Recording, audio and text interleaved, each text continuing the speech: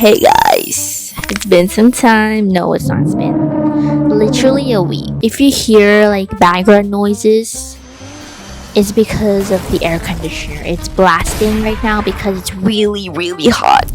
It's really hot. So, yeah. Hello, how are you doing? Are you doing well? Have you ever observed that when you're in a customer service call, it's always a automated voice speaking, like saying, press 1 for English. When someone cold calls you and they're trying to make a sale, it's a robot nowadays. It's not even humans trying to impress you. Or, when was the last time you saw an Instagram ad? The same Instagram ad on your homepage. You see it every time and now you hate the flipping company. Is it just me? So you may be asking, okay, Sarah, what are you trying to say? We'll get to the freaking point. What are you trying to say? So I was watching The Office yesterday, the sitcom, and I realized real human people are doing the work. I mean, obviously, salespeople are making sales. They're calling customers and they're making sales. And when they launched the Dunder Mifflin Infinity website, it was going great at first, but then it got shut down because of cybercrime and stuff was happening in the website. That's why it got shut down, and people didn't like that very much, and they liked talking to salesmen, like real salespeople. That's better. So what I'm trying to say, that made me think in a bigger picture that we as customers, in the customer point of view, we don't like something when there's no a human face to it, or when there's no human interaction to it. So, like, it can be ads, it can be a product, it can be a service, anything that doesn't have human interaction, we don't like it. We're not a big fan of it. We don't trust it. That's the main thing. If you didn't know, humans are judgmental beings, and we have this hate towards companies, not because of their product, but because we know they persuade us to buy their product or service, even though we don't even need them, even though we can't even afford them. Basically, we don't want to be fooled by their magical, sparkly sales and marketing strategy. Companies usually don't care about consumer needs. They care about making their investors and shareholders happy, because you need money. If you don't get money, then you're out of business. So you need to make shareholders happy. You need to please them. Like, look how much money we're getting from fooling these customers. That's the main priority. But if their goal is to make profits over doing what's best for the customers, then that's kind of bad. And what's the point of even selling your amazing products to these customers if you can't even please them in the first place? Well, there are some companies that do that, and then their only focus is profit. Actually, let's be honest, majority of the companies are for profit maximization. I don't think they even care about customers. If they do care about customers, it would be a non-profit organization. Let's stop right there. From a customer point of view, it's unfair that they're trying to fool us, that they want to rob our wallets. We get fooled by seeing their bright, beautiful, colorful ads. We get fooled by the salesmen who are liars. They lie to us. It's not entirely their fault. They need their commission, so they have to do everything they can to make us buy the product. But yeah, that's from a customer's point of view. In 2026, is it surprising that people are losing their jobs? People who have put so much effort in a company only to get an email saying that they're fired on their day off, bro. Like, that's crazy. It's a true story. I saw it on Reddit. That's crazy. So what are companies getting from firing people? It's pretty simple.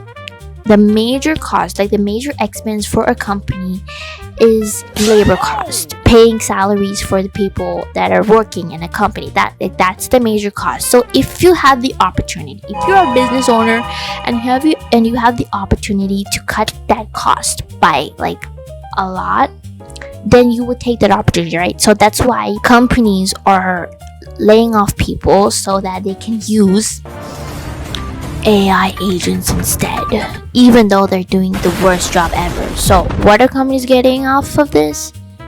Less labor cost and a horrible job from AI. So like This tells me a lot because they would rather spend so much money in training AI agents than spending money into hiring experienced people who can do a way better job. The question that you might be having and I have been having for the past year is that AI sucks, so why do companies have AI in every single product that they have or every single service, whatever that is?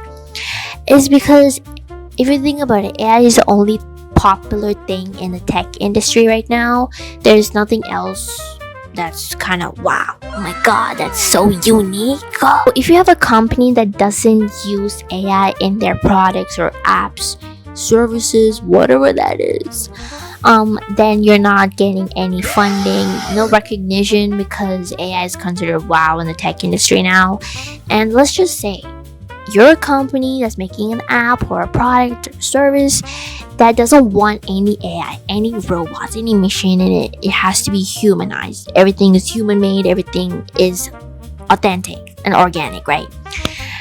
Then you got no choice but to adapt to new trends, which is AI. You need to adapt to new trends to get customers and funding and shareholders, etc. So that actually kind of sucks in your point of view if you're a business that doesn't want any AI in it because you actually hate AI, but you got no choice, sadly.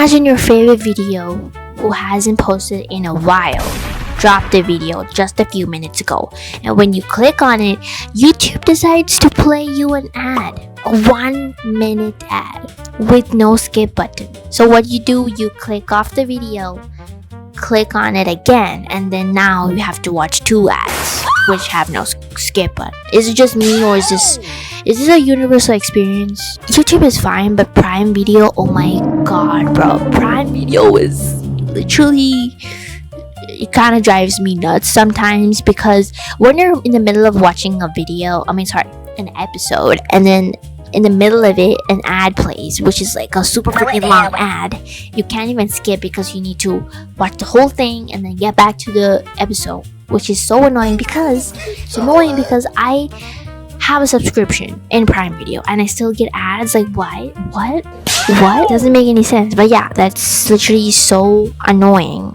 Is it just me, or do the 5 people watching right now have the same experience? Let me know. Where did the television ads go? Remember when ads had a story and they weren't direct to the point, like buy this is amazing, buy that, buy that, buy that. That makes me want to skip it more. I would rather watch an ad that's not an ad.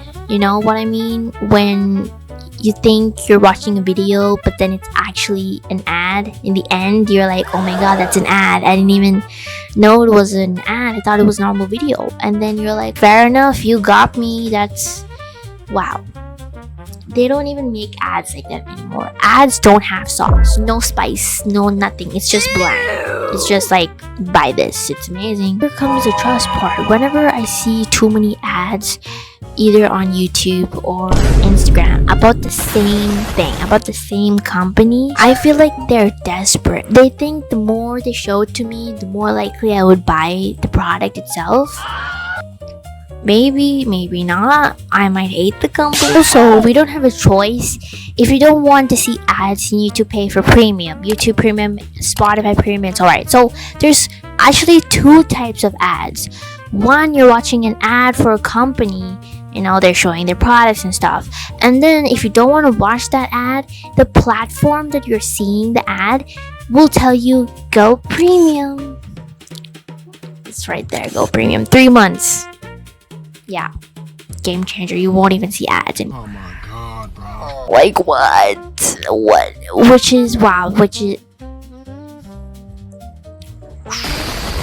That's how I am right now. You expect me to trust you when you're doing this to me? I just want to watch a video. I just want to watch an episode. Why are you doing this to me, bro?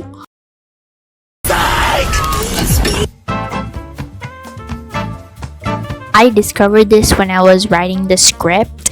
This chapter is especially for those companies who are under Google reviews and Google Maps, like restaurants and local shops, where you can like write reviews in Google after experiencing the food. Depends. So when I was writing the script, I was actually thinking about how companies could fake their credentials, their testimonials, and their reviews. And I just did a little Google search, like companies faking their reviews and stuff, and their stories. There are stories in Reddit and everywhere actually. And when I think about this, whenever I intentionally went to a 5-star restaurant, not like the fancy kind, like 5-star in Google reviews, I went to the restaurant and the food tasted like dog water.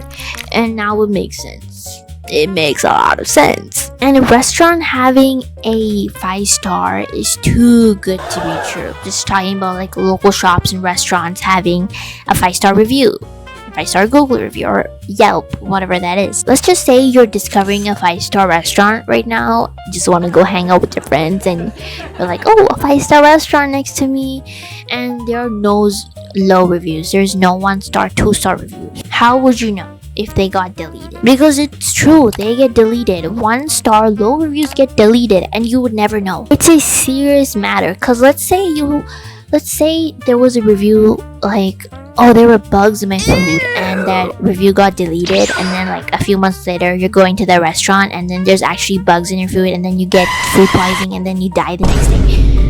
That it's a serious matter, and which is crazy, because you will be asking, okay, how do you even write good reviews?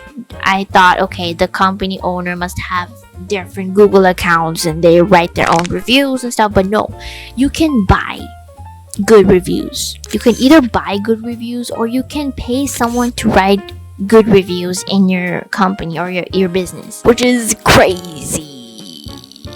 You're literally paying someone to write a good review. Damn, it's just bizarre because I didn't think of this before. You would never know if a restaurant is horrible because they just have good reviews. They're paying for the reviews. So if you need to know how to spot fake good reviews, just follow this guy's advice. So what's the takeaway from this video? I would say that it's not gonna be better in the future. I feel like it's gonna get worse if there's new technology, and to a point where humans don't even have to do things. Humans don't even have to start a company.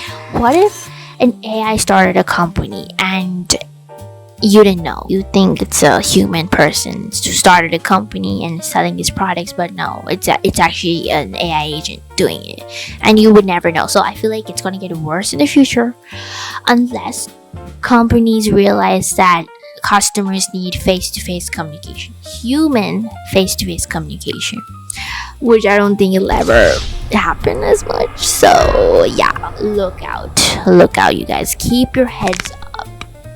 Don't be so nonchalant. I'm trying to do my Okay. work today. And bye. Subscribe.